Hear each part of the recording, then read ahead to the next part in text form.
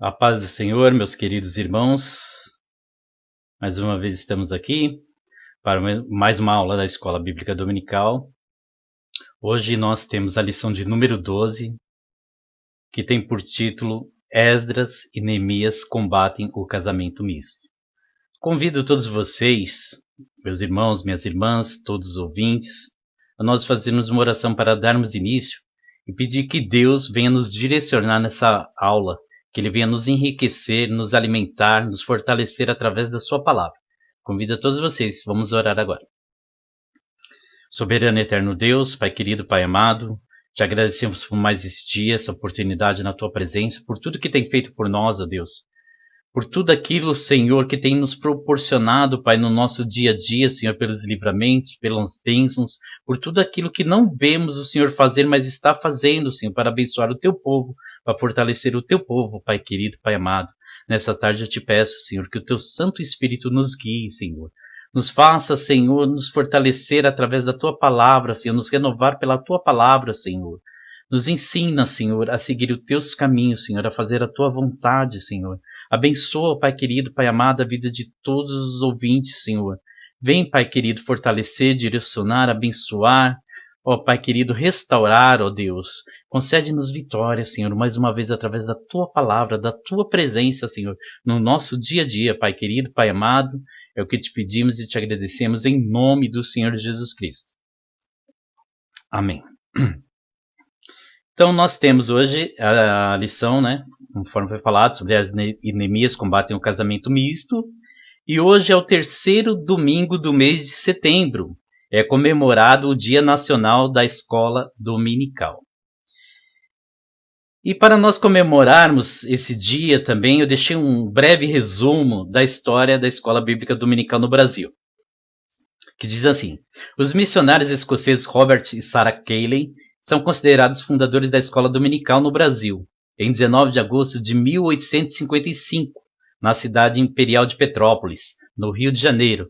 Eles dirigiram a primeira escola dominical em terras brasileiras. Sua audiência não era grande, apenas 5 crianças assistiram àquela aula, mas foi suficiente para que seu trabalho florescesse e alcançasse os lugares mais retirados de nosso país. Essa mesma escola dominical deu origem à Igreja Congregacional no Brasil.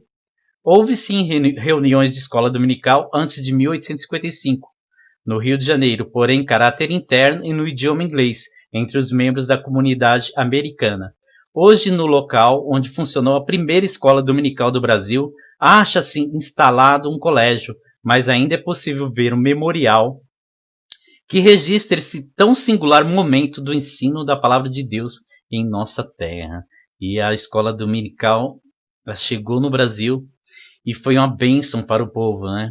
Porque se formos relembrar, temos tempos remotos onde não tínhamos essa facilidade, não tínhamos esse ensino, então era difícil, porque hoje nós temos acesso à palavra de Deus, ao ensino da palavra de Deus, temos homens e mulheres ensinando a palavra de Deus, nos alimentando, nos fortalecendo através da sua palavra. E graças ao nosso Deus, a escola dominical foi uma bênção para muitas pessoas e continuará sendo, porque não tem nada mais prazeroso do que ouvir e aprender a palavra de Deus. Todos nós somos aprendizes, todos nós sempre temos alguma coisa para aprendermos uns com os outros, e que Deus abençoe cada um de vocês, vocês também possam compartilhar as ricas bênçãos que vocês vão aprendendo da palavra de Deus, possa fortalecer, possa levar a salvação através da palavra de Deus às pessoas, para que elas conheçam o Cristo, Senhor e Salvador de nossas vidas.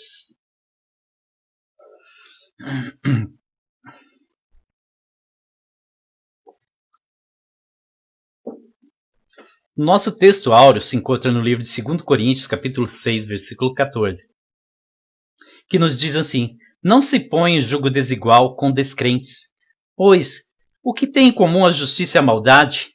Ou que comunhão pode ter a luz com as trevas? E a nossa verdade prática, ela nos diz que o lar foi instituído por Deus para ser uma bênção, desde que seja observada a orientação divina na sua formação. Então, é muito importante essa verdade prática, porque o lar foi instituído por Deus. Deus formou o homem e depois formou a mulher da costela do homem para ser um casal abençoado, um casal feliz. Lá onde Deus os colocou, eles tinham tudo para ser um casal abençoado. Era só seguir a orientação divina que Deus tinha deixado para cada um deles. Deus deixou eles numa condição que eles não precisavam se preocupar com nada, porque eles estavam sob a sua proteção e tudo que Deus criou tinha sido perfeito para que eles pudessem viver felizes para sempre. Mas nós sabemos que depois o homem ele se afastou daquela orientação divina e teve as suas consequências, né? Então, quer ter um lar abençoado por Deus? Siga essa verdade prática. Siga a orientação divina conforme a sua palavra nos ensina. Nossa leitura bíblica em classe se encontra no livro de Esdras, capítulo 9, versículo 4, Neemias 3, 23, 26, depois capítulo 9, 38, capítulo 10, versículo 1 e versículo 29 até o 30. Esdras, capítulo 9, versículo 1 até o 4. Depois que foram feitas essas coisas, os líderes vieram dizer-me: o povo de Israel, inclusive os sacerdotes e os levitas, não se mantiveram separados dos povos vizinhos, e suas práticas repugnantes, como a dos cananeus, dos hititas, dos ferezeus, dos jebuseus, dos amonitas, dos moabitas, dos egípcios e dos amorreus. Ele e seus filhos se casaram com mulheres daqueles povos e com eles misturaram a descendência santa. E os líderes e os oficiais estão à frente nessa atitude infiel. Quando ouvi isso, rasguei a minha túnica e o meu manto, arranquei os cabelos da cabeça e da barba e me sentei estarrecido. Então todos os que tremiam diante das palavras do Deus de Israel reuniram-se ao meu redor por causa da infidelidade dos exilados. E eu fiquei sentado ali, estarrecido até o sacrifício da tarde. Neemias 13, 23. Além disso, naqueles dias, vi alguns judeus que se haviam casado com mulheres de Asdod, de Amon e de Moabe. A metade dos seus filhos falavam a língua de Asdod, ou a língua de um dos outros povos, e não sabiam falar a língua de Judá. Eu os repreendi e invoquei maldições sobre eles. Bati em algum deles e arranquei os seus cabelos. Fiz com que jurassem em nome de Deus e disse-lhes: não consintam mais em dar suas filhas em casamento aos filhos deles, nem haja casamento das filhas deles com seus filhos ou com vocês. Não foi por causa de casamentos como esses que Salomão, rei de Israel, pecou? Entre as muitas nações não havia rei algum como ele. Ele era amado de seu Deus e Deus o fez rei sobre todo Israel. Mas até mesmo ele foi induzido ao pecado por mulheres estrangeiras. Neemias 9:38, a seguir. Em vista disso tudo, estamos fazendo um acordo, por escrito e assinado por nossos líderes, nossos levitas e nossos sacerdotes. 10:1. Esta é a relação dos que o assinaram: Neemias, o governador, filho de Acalias, e Zedequias.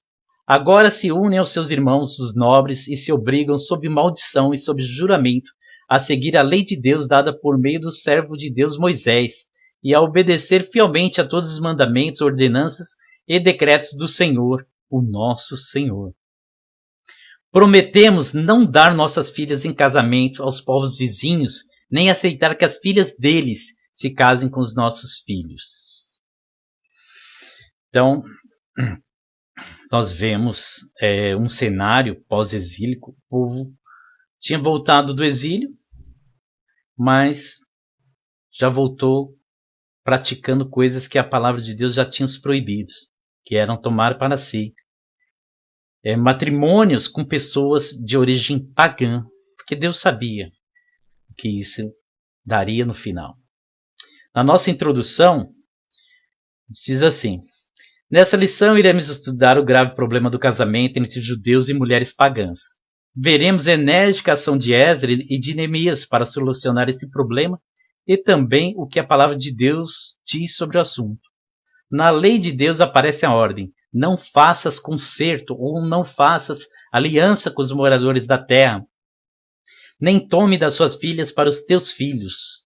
Essa Era a ordem de Deus, lá no livro de Êxodo, capítulo 34. Então, desde o início, desde a saída do Egito, Deus já estava orientando o seu povo para que ele não caísse em armadilhas.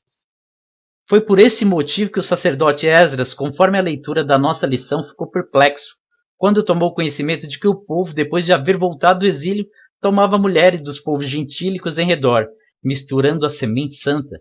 O povo começou a seguir as abominações dos povos. Ele então chorou, rasgou seus vestidos e buscou com profunda dor a ajuda de Deus, reconhecendo que eles, com isto, haviam deixado os mandamentos, violando-os, aparentando-se com os povos destas abominações. O resultado desse movimento foi uma purificação e tomada de atitude firme em obediência à palavra de Deus. Então nós vemos que desde o início, Deus ele nos orienta através da sua palavra, orientou o povo judaico através da sua palavra, mas mesmo assim foram para o cativeiro por desobedecer a sua palavra, voltaram do cativeiro e continuaram desobedecendo a sua palavra, até que Deus levante os seus servos, Neemias e Esdras, para admoestar o povo, para exortar o povo, para que o povo pudesse se voltar para a palavra de Deus, porque senão eles teriam um fim trágico de novo. Nós sabemos que iremos bem se obedecermos a Deus, porque Deus ele vai nos direcionar sempre para o caminho certo. Eu vou deixar alguns comentários para o final da lição, porque o tempo é escasso, então queria deixar algumas coisas para comentar, alguns comentários meus lá para o final da lição. Tá? Então vamos dar sequência na parte histórica. Esdras e Neemias combatem o perigo do casamento misto.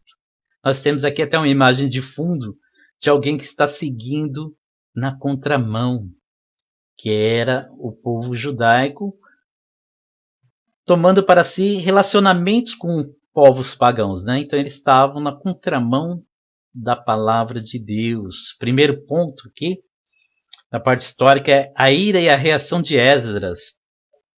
Então, quando Esdras ele foi informado que muitos judeus morando em Judá haviam se casado com mulheres pagãs, ele ficou muito angustiado. Então Esdras passou por todo aquele cenário e depois, quando ele sabe da notícia que o povo voltando do cativeiro já estava cometendo os mesmos erros de novo, foi um momento de angústia para ele, de pesar para ele. Ele sabia que eles estavam indo contrário à palavra de Deus. Sua profunda tristeza ela foi externada. Ele rasgou o seu vestido, sua capa, arrancou os cabelos, tanto de sua barba como de sua cabeça, e assentou-se atônito na praça. Um ponto importante aqui é saber o tipo de reação que Esdras teve. Esdras tomou mulher para ele, de um povo pagão? Esdras não tomou. Então, conforme algumas pessoas, então se ele estava bem com Deus, ele não estava cometendo o mesmo erro, por que ele deveria se preocupar? Mas é difícil, irmãos. Se você realmente está buscando a Deus, está em comunhão com Deus, você também vai se entristecer se você vê o seu irmão pecando, o seu irmão se desviando. Se você não se entristecer com isso, com o povo de Deus se afastando da sua palavra e indo para o caminho errado, você está com um sério problema. Então nós vemos que Esdras ele ficou muito consternado com aquilo, que externou as suas reações e o povo notou. A notícia da reação de Esdras então espalhou-se pela cidade e muitos reuniram-se a ele. Então o servo, a serva de Deus, ele não vai se preocupar apenas com ele. Ele vai se preocupar com todo o seu povo, com todo o corpo. Nós somos um corpo hoje, né?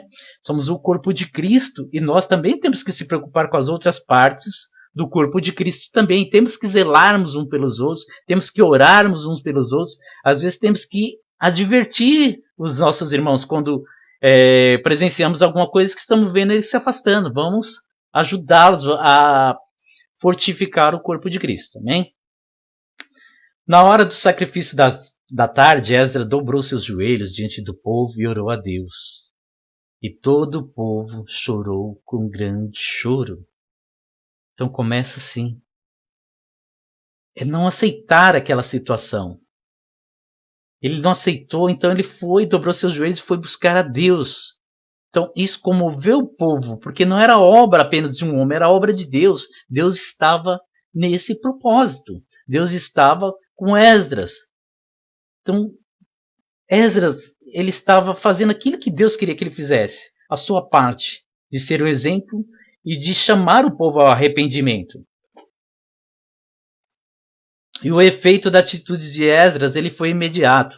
Secanias, um judeu bem conhecido e que se havia casado com uma mulher estranha, disse a Esdras diante de todo o povo: Agora, pois, façamos concerto com nosso Deus, de que despediremos todas as mulheres e tudo que é nascido delas, conforme o conselho do Senhor e dos que tremem no mandado do nosso Deus, e façam-se conforme a lei, disseram a Esdras. Levanta-te, pois, porque te pertence esse negócio, e nós seremos contigo. Esforça-te.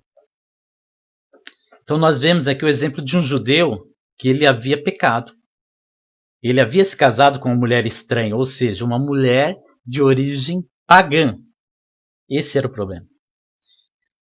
Então ele aqui ele demonstra arrependimento e ele vai tomar uma atitude diante de tudo isso. Ele vai se despedir da sua mulher e dos seus filhos que se misturaram com a sua semente. Note uma coisa muito importante: as consequências. Será que foi fácil para Secanias também se despedir da sua mulher, dos seus filhos, por mais que eles fossem de origem pagã, que não fosse de acordo com a vontade de Deus? Não é fácil, irmãos. Então o pecado ele tem consequências que não são fáceis. E às vezes nós temos que tomar uma atitude, mesmo sabendo que nos trará consequências. Então se nós estamos agora vivendo um problema na nossa vida, que a gente sabe que se para voltar a Deus vai gerar consequências, a gente tem que aceitar as consequências, a gente tem que pagar por as consequências. E foi isso que aconteceu. Se ele tivesse desde o início ouvido e seguido a palavra de Deus, não teria também esse pesar no coração dele. Vemos um homem arrependido. O mais importante de tudo aqui é ele se voltar para o Senhor e seguir a sua vontade. Teve consequências? Teve. Mas Deus, ele quer que nos direcionemos de volta para o lugar que ele nos quer. De volta para a sua presença. Então todo pecado ele tem sua consequência. Mas nós temos que nos posicionar e fazer a coisa certa, que é se voltar para Deus. O arrependimento do povo. Esdras levantou-se e ajuramentou a todos que fariam conforme as palavras de Secanias. E o povo jurou. Todos os que haviam retornado do cativeiro foram convocados e Esdras falou-lhes: Vós tendes transgredido e casaste com mulheres estranhas. Fazei confissão ao Senhor. Apartai-vos das mulheres estranhas. E responderam todos: Assim seja, conforme as tuas palavras nos convém fazer. Sobre esse negócio foram postos Jonatas e Jazeias, auxiliados por 2 levitas.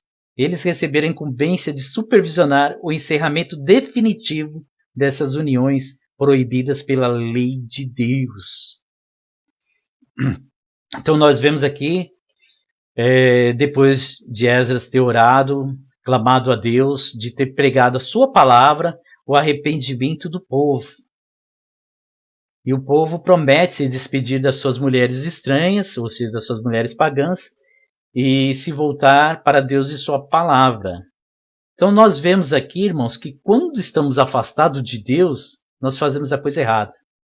Agora, quando a palavra de Deus se volta para nós e nós ouvimos a palavra de Deus, ela começa a trabalhar em nós. E nós conseguimos enxergar coisas que não enxergávamos antes. No caso dessa parte dos judeus arrependidos, eles começaram a enxergar que eles estavam errados. Eles começaram a enxergar que eles tinham transgredido a lei de Deus e também que eles precisavam fazer tudo isso. Eles reconheceram que foi erro deles desde o princípio. Desde a ida do cativeiro, foi por desobediência à palavra de Deus. Porque Deus, o caminho de Deus, ele sempre vai nos levar ao melhor. a vitória. O caminho do mundo, não. Então, as atrações do mundo, ela só pode nos aprisionar se a nossa visão estiver embaçada com as coisas do mundo. Mas se nós estivermos em contato, comunhão com Deus diariamente com a sua palavra, Deus nos vai fazer olhar as coisas com outros olhos. Muitas coisas que parecem ser prazerosas para muitos, para nós não vai ser. Então devemos enxergar através da palavra de Deus, através da comunhão com o Senhor. Antes mesmo da chegada de Esdras a Jerusalém, Neemias já havia enfrentado o problema do casamento misto. Vários judeus, inclusive alguns sacerdotes, haviam se casado com mulheres estranhas. Neemias os fez jurar que não mais fariam isto. Neemias afastou de entre os sacerdotes, de entre os levitas, aqueles que eram estranhos, ou seja, aqueles que eram misturados, de uma descendência pura judaica misturado com a descendência pagã, e contratou novos sacerdotes levitas para preencher os cargos. Um dos netos do sumo sacerdote Eliasib era genro de Sambalate e foi afastado por Neemias. Então nós vemos aqui que não só o povo comum, mas até mesmo os sacerdotes, aqueles que eram os guardadores da lei, que ensinavam o povo, também pecaram, também se afastaram. É como se hoje a vida contextualizando para os nossos dias, a vida de muitos pastores,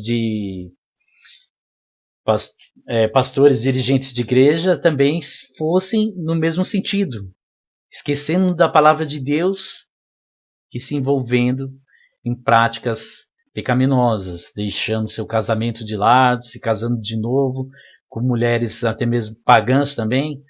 E isso também é um reflexo para nós não cairmos no mesmo erro, porque nós sabemos que isso ainda hoje acontece, de muitos líderes religiosos acabarem se desviando da palavra de Deus, olhando para as coisas do mundo, perdendo a visão das coisas de Deus, uma visão espiritual, e se envolvendo com essas práticas e cavando sua própria destruição. Então que a palavra de Deus ela nos sirva de bússola, de exemplo para nós não cometermos os mesmos erros que os nossos antepassados cometeram. Então por que um judeu não devia casar com uma pagã? Então a palavra de Deus ela tem toda a orientação necessária para nós vivermos. Por que um judeu não devia casar com uma pagã? A palavra de Deus ela vai nos falar. Então, primeiro, que Deus já havia proibido o casamento misto desde o início. Desde Deuteronômio, capítulo 7, versículo 2 e 4. Êxodo 34, 16. Josué 23, 12, 13. Os irmãos, alguns versículos que eu não vou ler por falta do tempo, mas que os irmãos possam refletir depois na palavra de Deus. Deuteronômio, capítulo 7, versículo 2 ou 4. E quando o Senhor, seu Deus, as tiver entregue a vocês, as nações, se estiverem conquistados e vocês estiverem derrotados, então vocês a destruirão totalmente. Não façam com elas tratado algum e não tenham piedade delas. Não se casem com pessoas de lá. Não deem suas filhas aos filhos dela, nem tomem as filhas delas para os seus filhos, pois elas desviariam seus filhos de seguir-me para servir a outros deuses, e por causa disso a ira do Senhor se acenderia contra vocês e rapidamente os destruiria. A orientação de Deus aqui é bem clara. Não faça acordo com eles.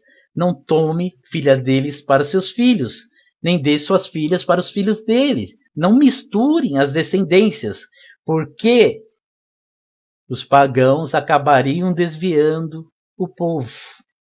E a ira do Senhor se acenderia. Mas a gente pode pensar assim. Então Deus seria vingativo? Se você pensar assim, então pensa comigo. Como eu vou querer proteção da parte de Deus, bênção da parte de Deus, se eu me afasto da presença de Deus? Se eu saio debaixo das mãos de Deus, Como é que eu vou querer sombra? Como é que eu vou querer refrigério se eu estou longe da presença de Deus? Claramente, eu não vou ter proteção nenhuma. Eu estou me afastando, eu estou me recusando. Então, se você, por exemplo, está chovendo lá fora, você tem a opção de ficar dentro da sua casa para não tomar chuva ou de ter algum tipo de proteção para não poder se molhar. Mas se você não tem, você vai sofrer as consequências. Então, se afastar da presença de Deus, como é que nós poderemos ter vida felizes por ter a proteção de Deus se somos nós que nos afastamos? Se nós tivéssemos a proteção de Deus em todos os momentos de coisas erradas que estamos fazendo, tudo isso, então era como se Deus estivesse nos aprovando em todas as coisas erradas. Então, claro que tem suas consequências aí da presença de Deus. Nós sabemos que a vontade do nosso inimigo, ele veio para roubar, matar e destruir. Não tem pena de ninguém. A história de Israel, ela registra vários exemplos das consequências nefastas do casamento misto. Nós temos um exemplo muito claro aqui de Salomão, filho de Davi, rei de Israel, construiu o grande templo em Jerusalém, só que contaminou-se por causa de casamentos com mulheres pagãs.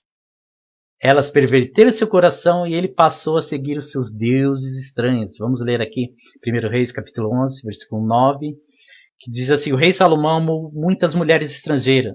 Além da filha do faraó, eram mulheres moabitas, amonitas, edomitas, sidônias e hititas. Lembremos que as nações qual Deus tinha proibido de contrair casamento.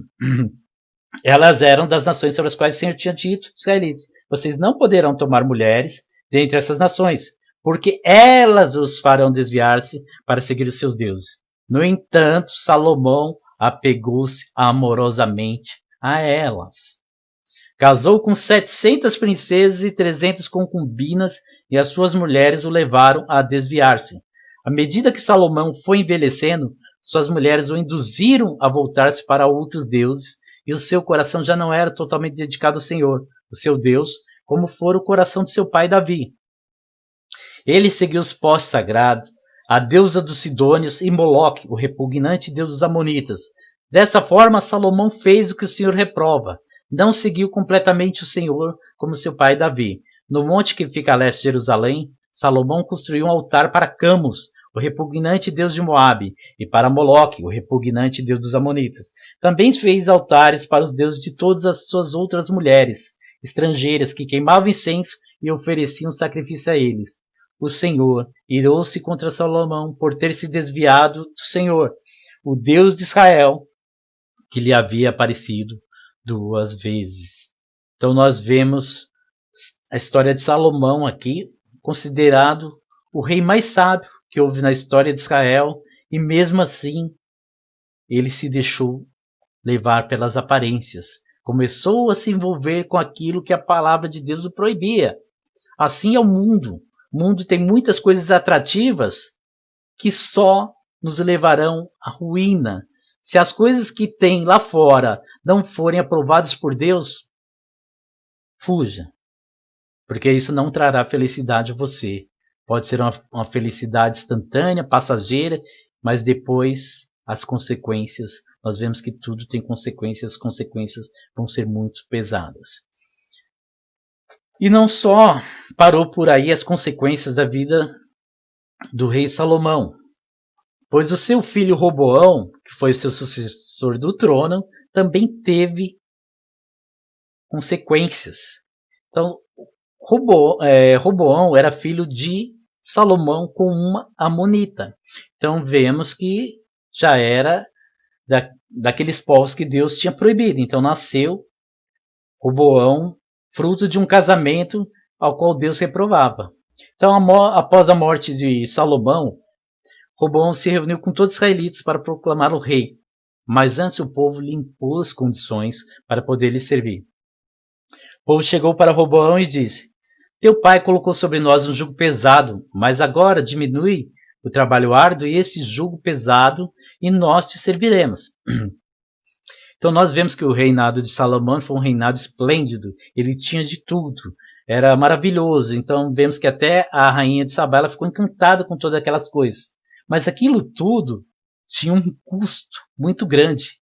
Era o custo dos impostos que o povo pagava, né? Então nós sabemos, nós conhecemos hoje o quanto pagamos de impostos para muitas vezes os políticos usufruírem de coisas muito bacanas, tudo, e o povo está numa situação ruim. Então isso também estava acontecendo naquele contexto com o povo. Eles tinham um trabalho árduo, eles tinham que dar das suas colheitas, tal. Então tinha um imposto muito pesado. Então ele pede para o futuro sucessor do trono de Salomão para que diminuísse isso. Só que Roboão, nós vemos que era fruto de um casamento misto, ou seja, tem uma mãe que era pagã e tem um pai que já estava com o coração desviado do Senhor, vamos colocar assim. Qual o tipo de instrução espiritual, instrução da palavra pode dar para um filho crescer? Com tantos filhos que teve, com tantas mulheres que teve, qual o tempo que você teria para poder ensinar ao seu filho os preceitos de Deus?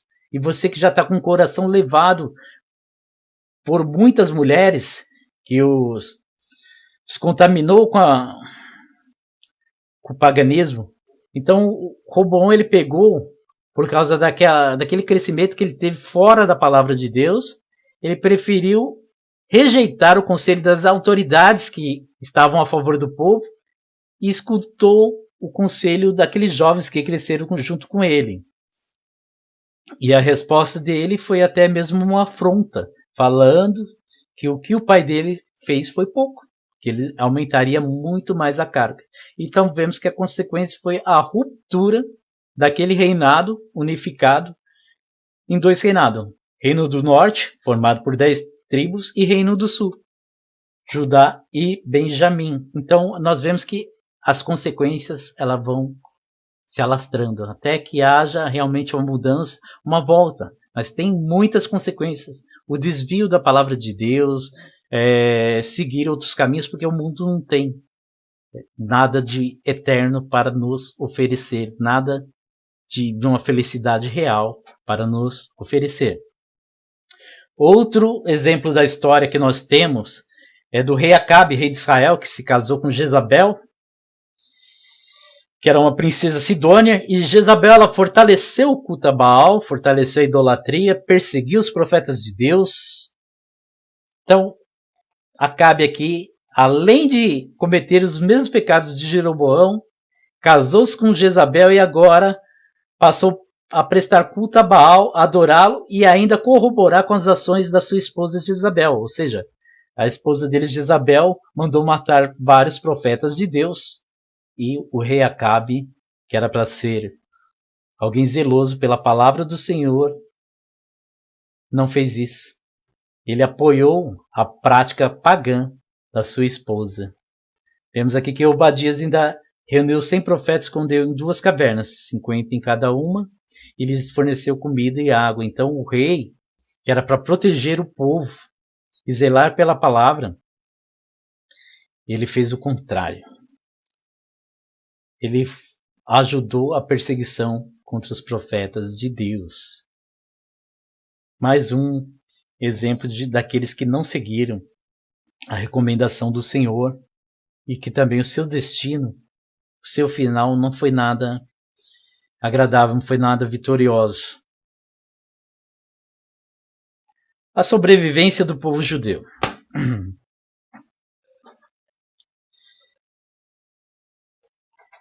Nós vemos que existem judeus até os dias de hoje, porque embora espalhados por quase todos os países do mundo, não se misturaram com os povos no meio dos quais passaram a viver, conservando-se sempre separados.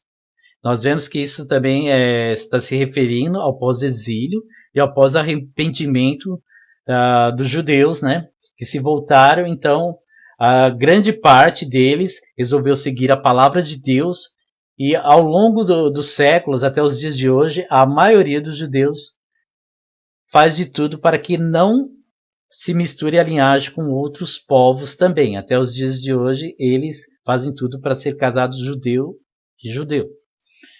Este é o resultado da obediência à orientação dada na lei divina que inspirou outras leis que regem os judeus em todo o mundo, os quais proíbem que uma pessoa judia se case com uma não judia. A preservação do povo judeu é considerada um milagre, quando se alinham as tremendas perseguições que sofreram durante séculos em muitos países, como por exemplo Espanha, Polônia, Inglaterra, Alemanha durante a Segunda Guerra Mundial, sob a perseguição do nazismo. Então nós vemos que até hoje tem perseguição, né? Até hoje tem guerra contra Israel, tem muita perseguição contra Israel, e mesmo assim é um povo que está resistindo, né? Porque Deus tem promessa para Israel. E Deus tem promessa para nós cristãos também. E vamos observar todas as promessas que Deus tem para cada um de nós. Uma palavra final sobre os casamentos dos crentes. Quarto ponto aqui. A maior bênção que Deus deu à humanidade foi o envio de Jesus Cristo para ser o Salvador do mundo. A maior bênção não tem comparação. Não há nada que podemos comparar no universo com Jesus Cristo. Então, falar assim, Jesus é melhor. Não. Jesus não tem comparação. É o incomparável. Então, foi a maior bênção que Deus enviou para a humanidade. Foi o nosso Senhor e Salvador Jesus Cristo. Mas, no sentido material, a maior bênção que Deus dá ao ser humano é o casamento. Desde que, do começo que nós olhamos no texto áureo, que se siga a orientação divina. A orientação que a Bíblia dá ao crente quanto ao casamento é essa. Estará livre para casar com quem quiser, contanto que ele pertence ao Senhor. Então, essa é a orientação aqui em 1 Coríntios 7:39, que apesar de ser um contexto de falecimento do cônjuge, mas ele fala, a parte importante aqui, que o cristão, o crente, ele está livre para casar com quem quiser, desde que ele pertence ao Senhor. E isso também, essa palavra, é para os solteiros também. A Bíblia explica em 2 Coríntios capítulo 6, 14 ao 16, nós iremos ler um pouquinho mais para frente, as implicações da expressão no Senhor. E cada crente que estiver pensando em casar-se deve meditar profundamente sobre esse texto. Que Deus guarde cada crente de algum dia aceitar um jugo desigual com um infiel. Porque assim como o casamento na direção do Senhor enseja a possibilidade de uma felicidade sem limites, o casamento de um crente com descrente, com muita probabilidade, será uma infelicidade. Casamento é uma união total entre homem e mulher. Jesus disse, não são mais dois, mas uma só carne. Então nós vemos a corroboração do Criador da vida, do Criador do ser humano, falando, já não são mais dois, mas uma só carne. Isto fala de uma perfeita união entre os cônjuges, envolvendo o corpo, a alma e o espírito de ambos.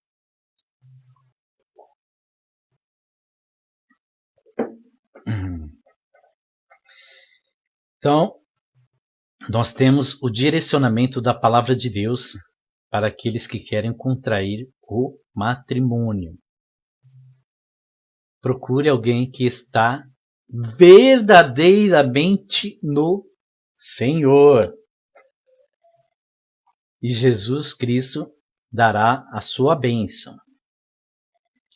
Agora, a gente fala sobre isso, sobre o povo ter se desviado, casado com mulheres pagãs, e muitos deles também já tinham mulheres, suas mulheres judias, e contraíram outros casamentos também.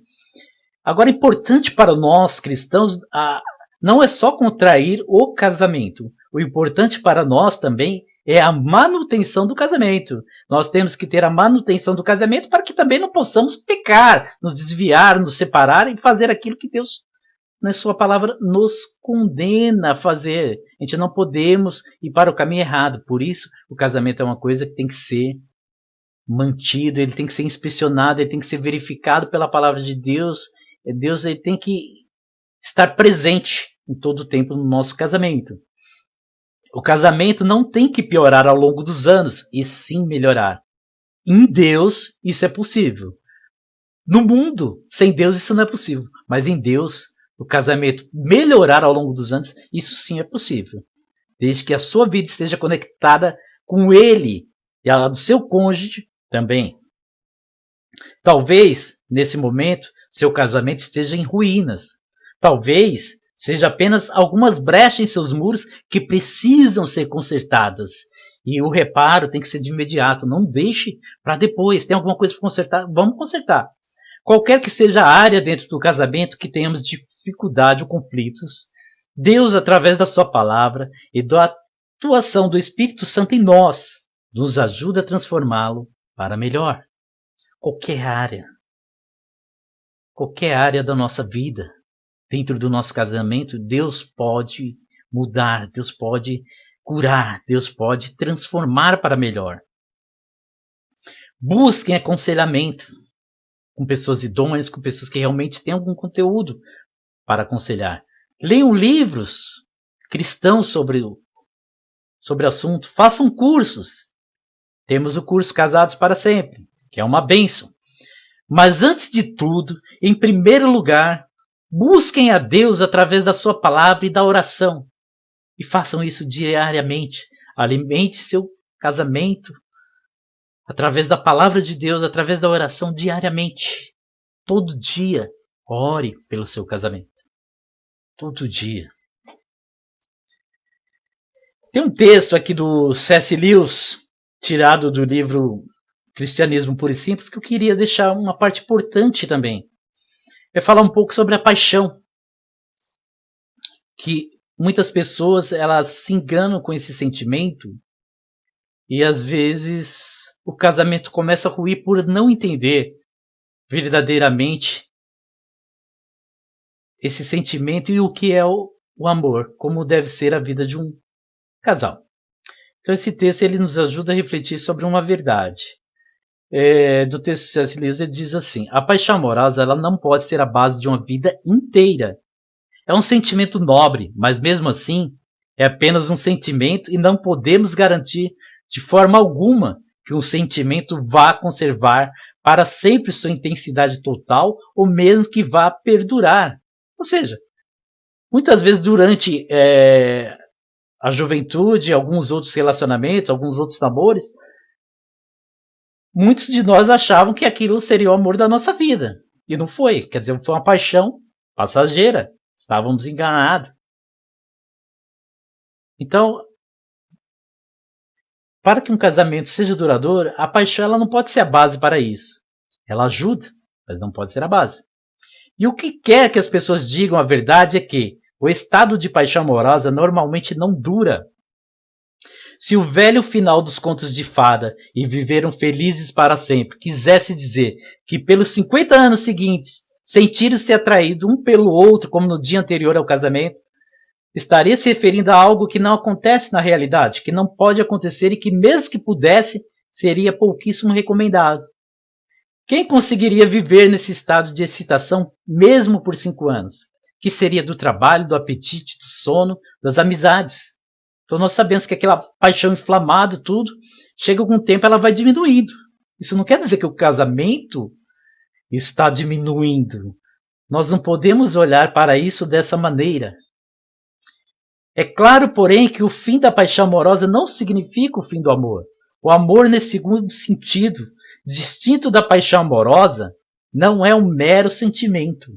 É uma unidade profunda, mantida pela vontade e deliberadamente reforçada pelo hábito. É fortalecida ainda no casamento cristão pela graça que ambos os cônjuges pedem a Deus e dele recebem. Então nós vemos que a manutenção do casamento também é feito pela essa comunhão com Deus e o amor. O amor ele não pode olhar para momentos de raiva, de frustração, daquelas pequenas brigas que tem entre o casal. A gente não pode olhar para isso.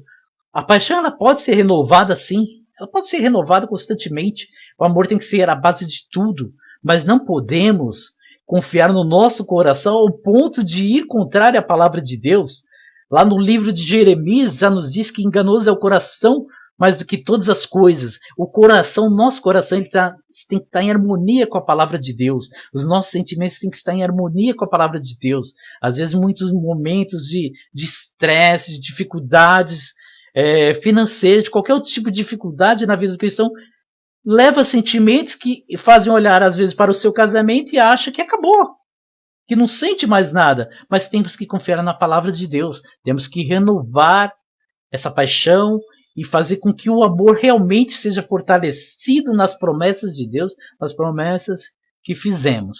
E Deus, assim, a graça de Deus, ela está para todos. Nós pedimos e Deus, ele garante essa manutenção no nosso casamento. Hein, irmãos? Deus, ele deve ser o centro do casamento. Mais ainda do que o seu amor pela sua esposa, o amor pelo seu esposo. Deus, ele tem que estar no centro. Deus tem que ser o centro que liga o homem e a mulher. Porque se o homem tiver um problema com a mulher, ele primeiro está conectado a Deus. Então Deus, se ele estiver em comunhão com Deus, Deus vai direcionar a ele harmonia com a sua mulher novamente. Se a mulher tiver algum problema, ela tem que recorrer a Deus que está no centro, para que ela também o direcione e faça dessa união uma união fortificada. Tem que ser a base do casamento. Deus tem que ser o centro do casamento, tem que ser o cordão de 3 dobras aqui. Se você não tiver Deus no centro do seu casamento, se for qualquer outra coisa que tiver no centro e não for Deus, seu casamento não vai prosperar. Seu casamento pode ter muitos momentos de alegria passageira, tudo, frustração. É igual você ver pessoas que saem, viajam, faz isso, faz aquilo, daquela alegria, voltou para casa, acabou. Já não tem mais alegria. Mas quando Deus está no centro do casamento, essa alegria não é passageira. É aquela pessoa que está alegre se ela for sair, se ela for viajar, ela está feliz. Se ela ficar em casa com a pessoa apenas vendo alguma coisa, fazendo alguma atividade simples do lar, ela está feliz até de ajudar em alguma coisa doméstica, ela está feliz por ter uma família, ela está feliz não por aquilo que o mundo está oferecendo, não por aquele material, mas por aquilo que as pessoas representam, por aquilo que Deus faz ela enxergar nas pessoas.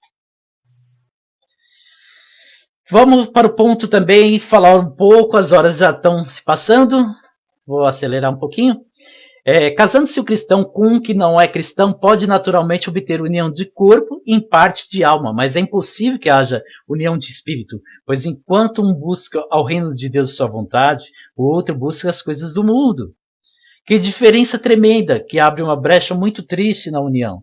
Ainda que o crente tenha pedido perdão a Jesus por essa falta cometida, vive agora preso a um relacionamento com quem não tem nenhuma união no espírito. É impossível calcular o sofrimento que uma união dessa natureza tem causado. Nós sabemos de muitos casos de pessoas que, servos de Deus, que casaram com pessoas descrentes.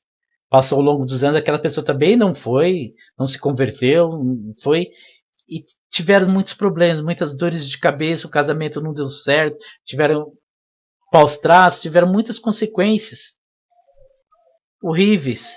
Mas Deus é claro, siga na direção que Ele nos dá, procure alguém que realmente esteja com o coração no Senhor.